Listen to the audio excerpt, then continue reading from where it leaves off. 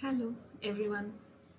Welcome to the research cell, the internship of writing a research Yes. article. But first, I Good hope morning, dear that you, participants. but first, I Welcome hope you that all you all back are fine to this third and you all are day of taking our care live workshop session on digital of literacy. yourselves against the coronavirus. It is very important that you all are safe.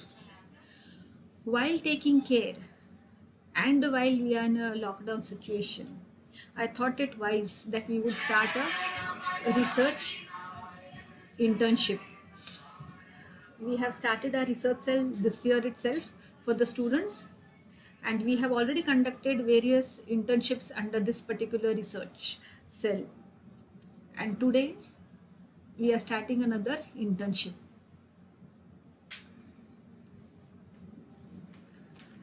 First, what are the important aspects of a good research? The most important aspect of the good research is that the research has to be ideal research.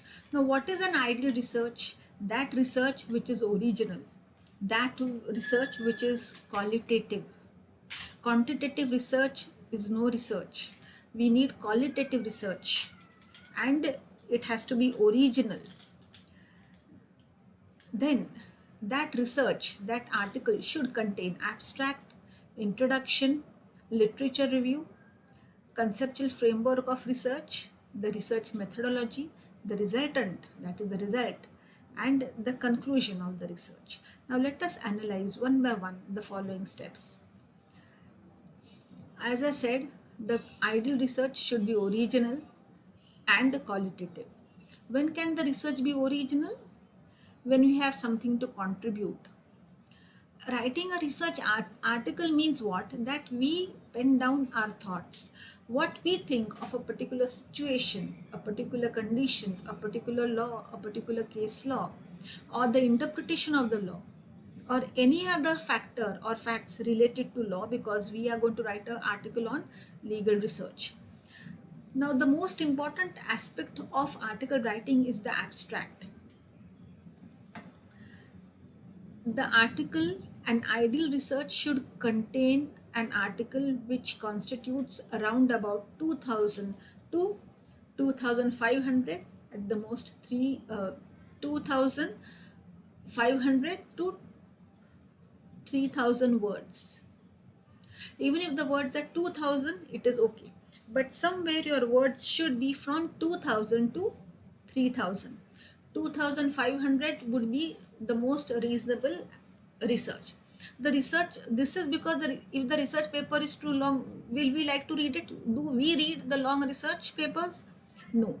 So the research should neither be too short nor too long. So from the word should range from 2000 to 3000 or 2500.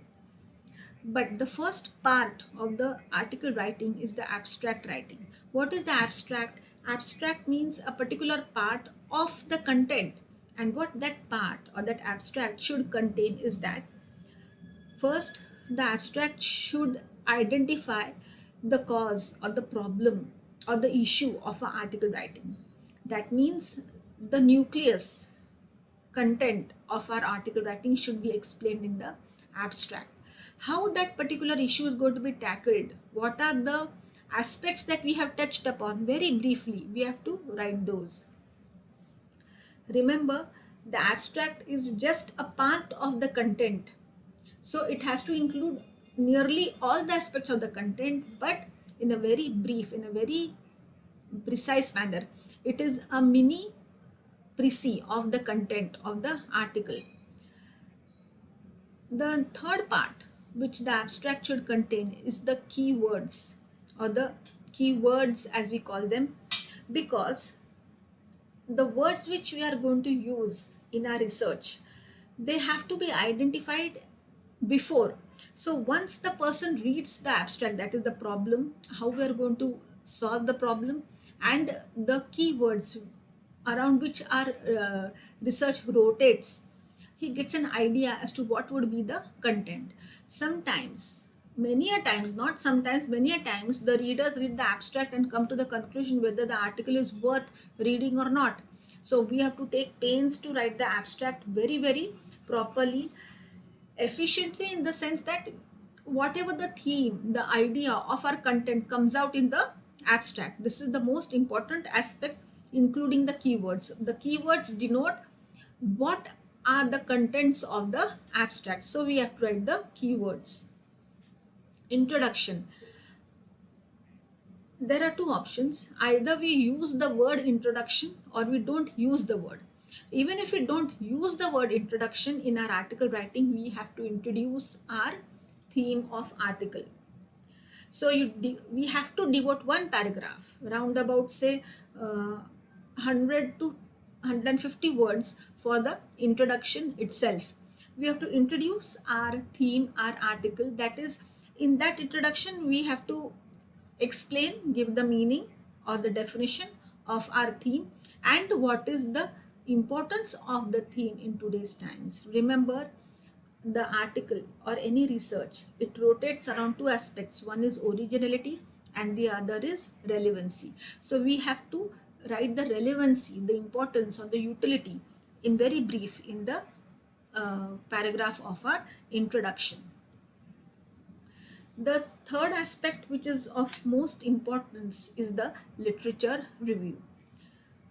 Literature review has got twofold functions. Literature review means all the books, the textbooks or the internet e-content, as we say, whatever we have studied, we have to make a note of it. This is the meaning of literature review. That is what all we have read before embarking upon to write this particular article. Now, as I said, the literature review has got twofold functions. The first is this, that once we read the available material which is relevant to our topic of article writing, we get an idea. The writer, the researcher gets an idea as to who has said what about our theme of research. What are the areas? What is the exception? What is the limitation? We get an idea about all those things. That is why, to get an idea, to get the knowledge, because remember, it is knowledge which enhances knowledge. So first we have to have knowledge of our own topic and then we can expand that knowledge. And the other utility of a literature review is this, that the reader gets an idea as to what is the depth of your knowledge regarding that particular article. So if we have a comprehensive literature review, then the readers know that this particular person has read so many articles, so many textbooks or e-content. That means definitely he has got much knowledge to write an article. So we have to give the literature review to show our understanding of the subject, of the topic of our article. The next, the conceptual framework of a research. Now, what would be the framework? The framework includes all these aspects. In our article writing, we don't require the hypotheses and other concepts because it is not a research, it is only writing an article.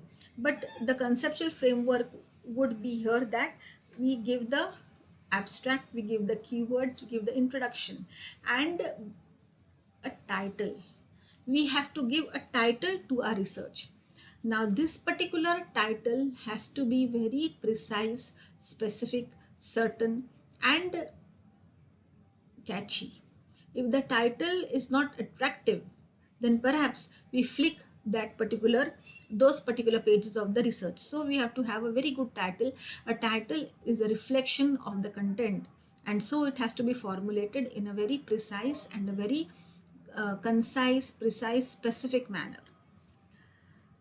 After the review literature, we go into the content. That is, we write our article, whatever we have to say, we write in our words, and then we give the result. That is the conclusion.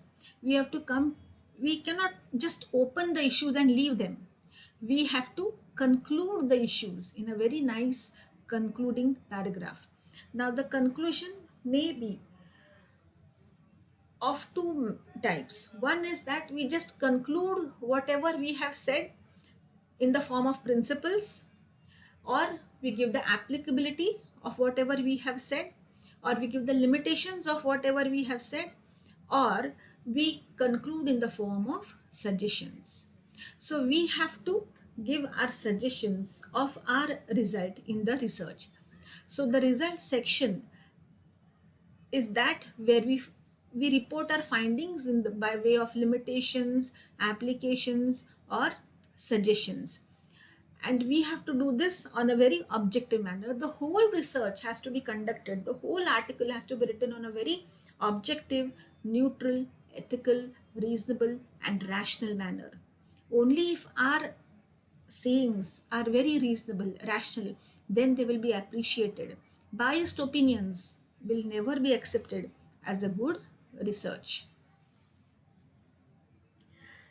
In the conclusion, suppose we are not able to give a definite conclusion or a definite point of aspect, then we leave the topic open. That is, we have to assess the merits, the demerits, and leave it to the readers to weigh the merits against the demerits. Either we can weigh the merits against the demerits ourselves and give it in the conclusion, or we have to leave it, we have to give the merits, give the demerits, and leave it open to the researchers to have their own conclusions. But we have to help them to have a conclusion. We just cannot leave the research in a half manner or in a haphazard manner. And so it is important that we either leave the conclusion in a concluded manner, or we assess them to conclude themselves, that is, we open out the discussions. Now this is regarding the article writing. Again, I will repeat, the article should be, it should comprise of 2000 to 3000 words. The ideal would be 2500. There should be a perfect title, abstract, literature review, and content and conclusion. This is all the article should contain very nicely. The journals which publish the articles, they have their own formats, but the format which I have given you is a very popular format, or the format which is mostly followed in all the journals. There are two things I would like to state over here. One is the article should have original content.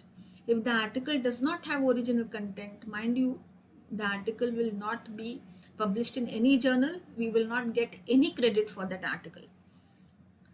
The second is it has to be very qualitative. That is something what is not there in the other literature, that what you have put will carry more marks. This is for all articles. So it has to be original, it has to be qualitative, and there should be no plagiarism. A plagiarized article will never ever be published in any of the journals. What is the aim of our writing articles? That the others should read it. When will the others read our article? Only when it is published. And when will the publication take place? When there is no plagiarism. Generally, it is said that round about 20 to 25%, but I will not accept that. I need plagiarism less than 15%. So the plague should be, actually I will like it less than 10% only, but still it would be very ideal if it is less than 10%. At the most 12 or 13, that is very less than 15%. If the plague is more than 15%, no article will be accepted in this internship. So be very careful. Even if you have to say something principal, please say it in your own forms. Even if you have to quote a particular section, see that the ingredients of the sections are written in our own words. It shows the understanding, the application of that particular section, instead of just writing or merely quoting a particular saying or a particular section. This is very important. Now the theme of our today's internship is the e-content. So we can write on any content, whether it is sports, whether it is education, whether it is contract, commerce, business, banking, the problems, the advantages, whatever, any you choose. I will just like to open a few aspects of e-education. Very briefly, I would touch upon the e-education. Education is very vital for any society. And why it is vital? It is vital because the whole development depends upon education. How good the education is, that good the society's development is. This is the simple ratio. So education has been in all the legal systems, in all the pre-legal systems, right from the beginning. The previous aspect of education was called as the traditional aspect of education, that is the traditional method of education. And today we have the modern e-education method. Now this traditional method was based upon the traditions, that is the Gurukul system. But I'm not going to go into the aspects of the Gurukul, but mostly the teachings were not only the Vedas, or not only the scriptures or the holy books, but even the culture, the morality, and the other aspects were taught. So the Guru was responsible for the overall development of that particular student. Now we come to the later, a little later years, that is when we speak about the traditional legal system, we speak about the classroom technique. That is, we have the physical or the factual classroom, which consists of the students and the trainers. So here the classroom is physical, and the attendance of the students as well as the trainer is physical. Another aspect of the traditional education system is that it has got, there is an eye contact between the teacher and the students. So the teacher is observing the students and the students are observing the teacher, so there is an eye contact. There is some personal contact, or there is some eye contact, which helps to communicate faster, or the reaction is, we immediately know the reaction of the students, or the students know the reaction of the teacher. This system is a little flexible in the sense, if a topic is not understood, the repetitions of the topic can be done immediately, the doubts can be cleared immediately, or there can be discussions, or there can be applications over there and then itself during the classes. That is why it is flexible. But this system is also a little being outdated, and the new system of modern e-education is coming up.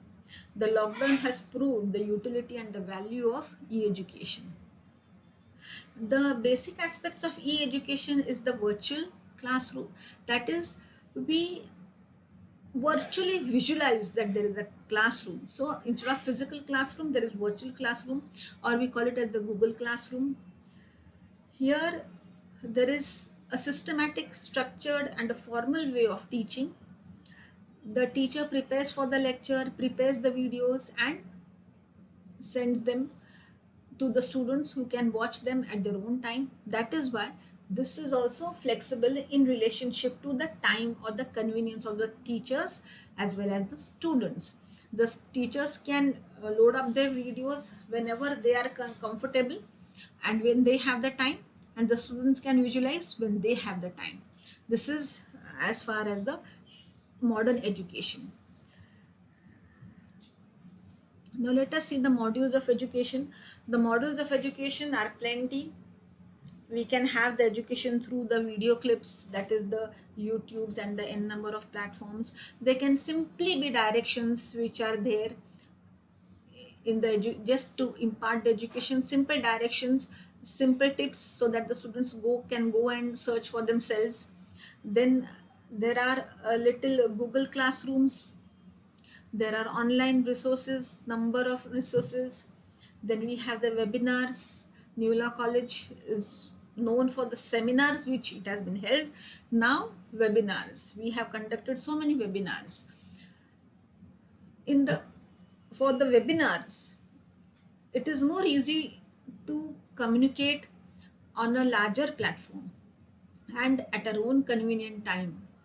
Then we have the online courses, just like we have the online internship. Then we have the various MOOC courses. Again, the issue of flexibility, that such platforms are very ideal because they are very convenient for the trainers and the teachers. But the point which I would like to mention over here is that these modalities, they do not prescribe for the qualitative education in the sense that whether the student is really attentive or whether uh, he's just online but actually he's doing something else. This tab is difficult, and that is why maybe this education, though it is on a larger plane, it may have certain drawbacks. Now let us see the utility of the e-education. The utility of e-education is ample. First of all, as I have stated, that it is very convenient both to the teachers as well as the trainers, and that is why this is more popular, because it is more convenient, it is more flexible.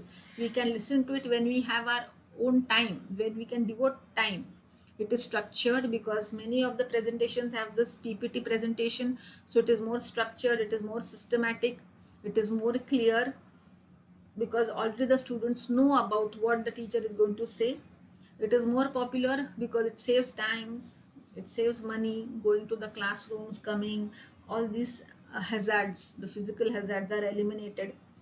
Another very good aspect is this, that this education, this e-education crosses the geographical territories. That means this education knows no geographical limitations. The limitations in the traditional system, it is only class, that is the class, whichever the student has to join the subject, he has to be physically present in the class. So there was a territorial or geographical limitation, but here the platforms are open globally. Any person can get any education through online, irrespective of where he stays or where he is. This is the best. So it is more expand in terms of quantity. This education can be very quantitative. It can go along through all the states, all the countries, all the students can access this facility and get themselves educated, because of which more vast, the purview of education has become more vast. More and more people can be educated through this particular system of e-education. Not everybody can come to the classes, not everybody can abide by the rigid timetable of the classrooms, but here it is more convenient, it is more flexible, and that is why territory wise also, as well as the purview of education also, these are the important utility or importance of e-education. No aspect is perfect. In the same manner, e-education also suffers from certain drawbacks. It has got advantages also, disadvantages also. The basic disadvantage of e-education system is the technical issues. Many a times, because of the technical issues, the whole purpose of education is hampered. Sometimes we don't get the connections, some other technical issues, no internet connection, no Wi-Fi, or whatever it is, slowing down, or just no backup system, or whatever. So many, n number of technical issues. But science is developing, progressing, and so these technical issues also are taken care of by certain developments. So even if they persist, we know for sure that they will be taken care of by some development. So this, when this problem is tackled of technical issues, then most of the deficiencies of e-education will break down. Another aspect is that because the teacher and the students, they are not physically present in the classroom or at the time of engaging a particular lecture, there is no personal contact between the teacher and the student. Now, the personal contact of a teacher and a student helps. It definitely helps. But here, this is absent. Another basic disadvantage is the feeling of belongingness. Belongingness means that when we say that we are the students of Bharati Vidyapit Newla College, then we have the Bharati Vidyapit campus. We have that ambience, we have that structure, we have the classroom, we have the peer groups, we have all those aspects wherein we feel that we belong to. In the e-education, when everybody is studying through their sets of computers, the belongingness is towards the computers or to the other technology, but not to the college, not to the universities, wherein we get the feeling of oneness.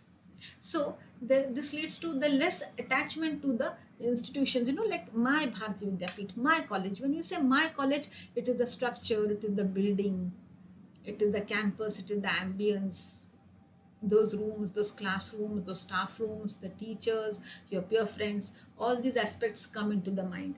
And in the lockdown especially, we are missing it, isn't it? So this is the disadvantage of e-education. Now we have the utility, we have the deficiencies. Now it is for us to analyze and say that whether the utilities overpower the deficiencies or the deficiencies overpower the utility. But today's time, because we are in an age of technology and development, definitely the utility is overpowering the deficiencies. So e-education is more in progress, more popular, more informed, and it is more invoked in such emergency situations such as the lockdown. It has proved that it is one of the most important aspects of education. Now, the best articles will be published, but the criteria for the publishing will be the originality, the relevancy, how relevant is your topic of article, that is the theme of article, how relevant it is. The selection will be done on these basis. Originality includes plagiarism also. Minimum plagiarism 0%, but if at the most 10%, not more than 10%, somewhere a little aspect 10, 12 till here 13, but not more than that. No plagiarism, no plagiarized article will be accepted for publication. This is an exercise which we have to learn to do now when we are in the student age itself. Research is of most important, because every development is based upon research. Unless and until there is research, there is no development. So we have to pen down our own thoughts, we have to write our own thoughts in the appropriate structured formalized manner only, and then we will have the selection of the articles. So wish you all the best, and I hope you really write good articles, and then we can select a few for the publication. The rest, all the aspects will be notified by Rashmi madam. Thank you.